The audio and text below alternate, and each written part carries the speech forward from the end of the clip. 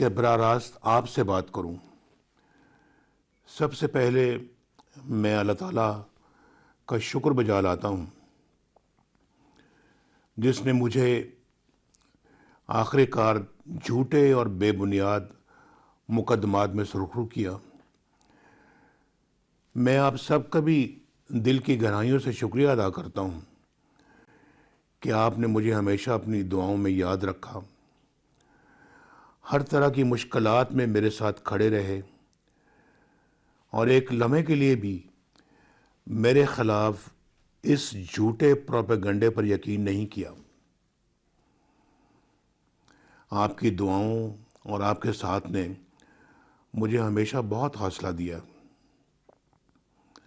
آج آپ مجھے مبارکباد دے رہے ہیں، آپ کا بہت بہت شکریہ، لیکن میں سمجھتا ہوں کہ آپ سب بھی مبارکباد کے مستحق ہیں۔ میری جماعت کا ہر رکن، ہر کارکن بھی مبارکباد کا حقدار ہے۔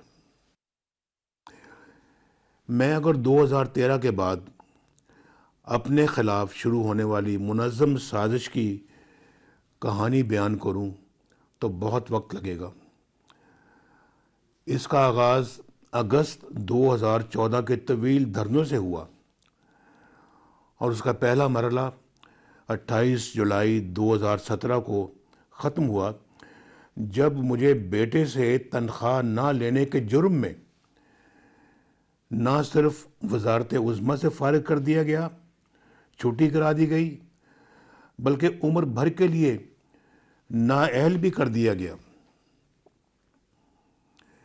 آپ کو اچھی طرح یاد ہوگا کہ کس طرح واٹس ایپ کالز کی گئیں، کس طرح ایک جے آئی ٹی کے لیے ہیرے چنے گئے اور وہ بھی واٹس ایپ پر، کس طرح اس جے آئی ٹی کی نگرانی کے لیے ایک 3 رکنی بینچ بٹھایا گیا، کس طرح مجھے سسلن مافیا اور گاڈ فادر کی گالیاں دی گئیں،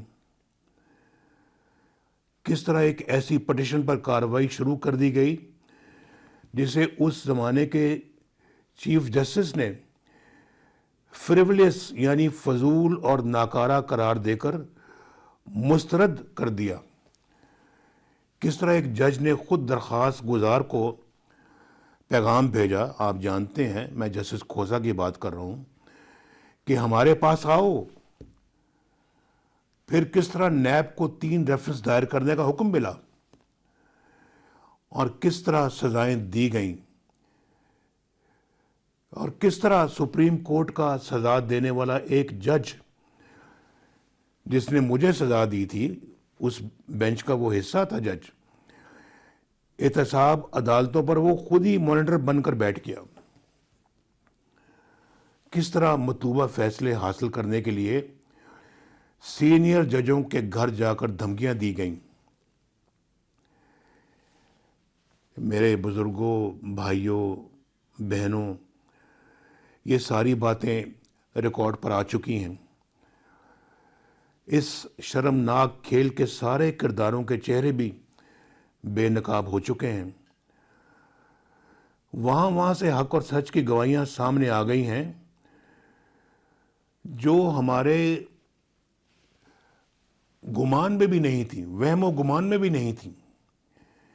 یہ سب اللہ کا کرم ہے، کیونکہ میں نے اپنا معاملہ تو اللہ پر چھوڑ دیا تھا، اور آپ کو یاد ہوگا میں نے کہا تھا میں اللہ پر چھوڑتا ہوں، اور آج بے گناہ قرار دیے جانے کے بعد جب میں پیچھے پلٹ کر دیکھتا ہوں تو مصائب، مشکلات اور آزمائشوں کا لمبا سلسلہ نظر آتا ہے۔ میں طویل عرصہ جیل میں رہا، اپنی بیٹی کے ہمراہ سینکڑوں پیشیاں بھگتیں، الزامات تھوپے گئے، گالیاں کھائیں، کردار کشی ہوئی، لیکن میرے یہ زخم ہر روز تازہ ہوتے ہیں کہ میں اپنے والد محترم کی میت کو کندھا نہ دے سکا، میں اپنی والدہ محترمہ کا تابوت قبر میں نہیں اتار سکا، میں زندگی کے ہر لمحے میں سہارا دینے والی اپنی اہلیہ کے ساتھ وقت نہ گزار سکا جب کہ وہ اس دنیا سے رخصت ہو رہی تھیں۔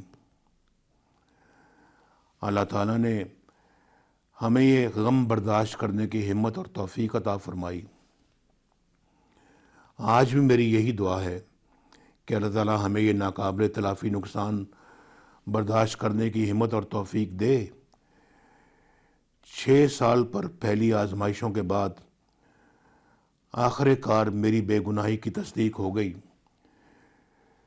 اسے انصاف بھی کہا جا سکتا ہے، لیکن دراصل یہ اس کھلی ناانصافی کا ازالہ ہے جس کا مجھے نشانہ بنایا گیا۔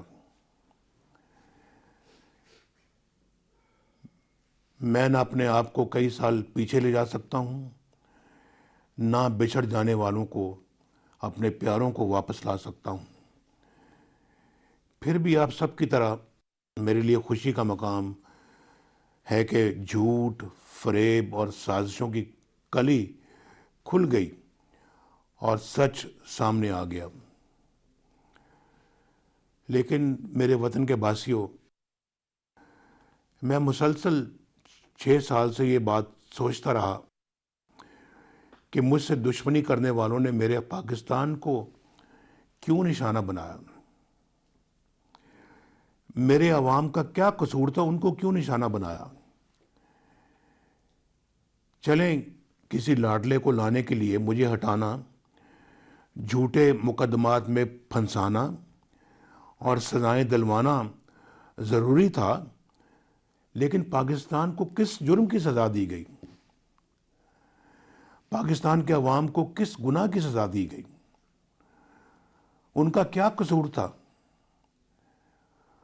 اس پاکستان کو کیوں معاشی تباہی میں دھکیل دیا گیا جو میرے زمانے میں 6.1% کی شرح سے ترقی کر رہا تھا؟ اس پاکستان کو کیوں سزا دی گئی جو فاٹف کے وائٹ لسٹ میں آ چکا تھا؟ اس پاکستان کو کیوں بھکاری بنا دیا گیا جو IMF سے نجات حاصل کر چکا تھا؟ ہم نے IMF کو خدا حافظ کہا تھا، آپ کو یاد ہوگا۔ لیکن اس پاکستان کو ایک بار پھر اندھیروں میں دھکیل دیا گیا، جس میں 12,000 میگا واٹ بجلی پیدا کر کے لوڈ شیڈنگ کو ختم کر دیا گیا تھا۔ آپ کو یاد ہے کتنا بڑا یہ ایک ذمہ داری تھی جو ہم نے ادا کی آپ کی خاطر، آپ کے بچوں کی خاطر۔ تو آج اس پاکستان میں سرمایہ کاری کیوں رک گئی جہاں ہم سی پیک کی شکل میں 50 ارب ڈالر سے زائد کی سرمایہ کاری چین سے لے کر آئے تھے؟ اس پاکستان کو پھر کیوں دہشت گردی کا گڑھ بنا دیا گیا جہاں سے دہشت گردی کو ہم نے کچل دیا تھا؟ یاد ہونا چاہیے آپ کو۔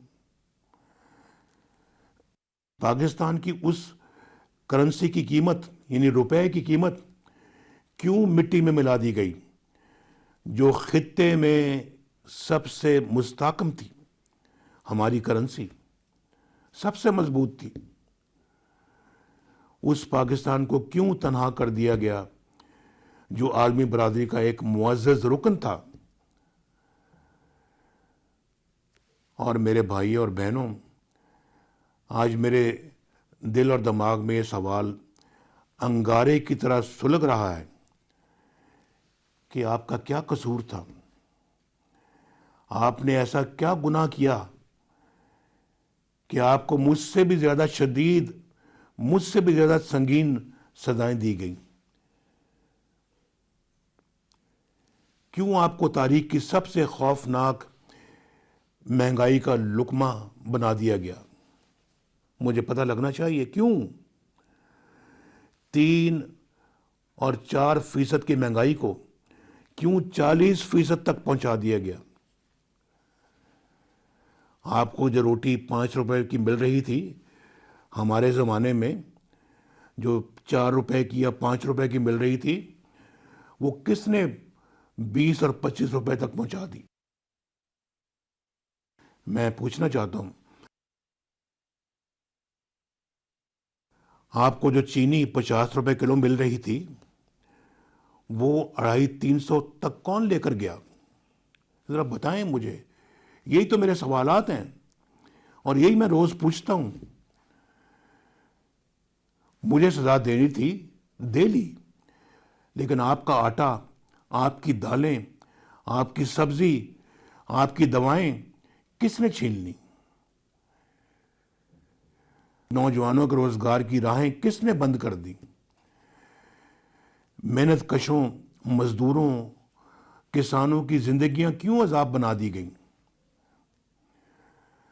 نواز شریف سے دشمنی تھی نا آپ کو نواز شریف سے دشمنی تھی نا، تو مجھے تو آپ نے جیل میں ڈال دیا، اور بھی ڈال دیتے، لیکن آپ کو یہ سزا کیوں دی گئی؟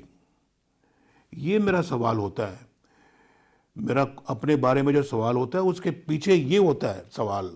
اصل سوال یہ ہے کہ آپ کے گھروں کے چولہے کیوں بجھا دیے گئے؟ آپ کے بچوں کی تعلیم کیوں چھین لی گئی؟ اور آپ کو صحت کی سہولتوں سے کیوں محروم کر دیا گیا؟ اللہ تعالیٰ کا شکر ہے کہ اللہ تعالیٰ نے مجھے سرخرو کیا. میرے سب مقدمے جھوٹے نکلے، فراڈ مقدمے نکلے، جعلی، فیک، اور عدالت نے مجھے ہر الزام سے بری کر دیا.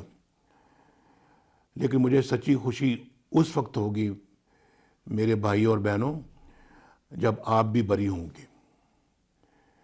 میری ماؤں، بہنوں، بیٹیوں، بزرگوں اور جوانوں کی سزائیں ختم ہوں گی، ہمارے بچوں کی سزائیں ختم ہوں گی.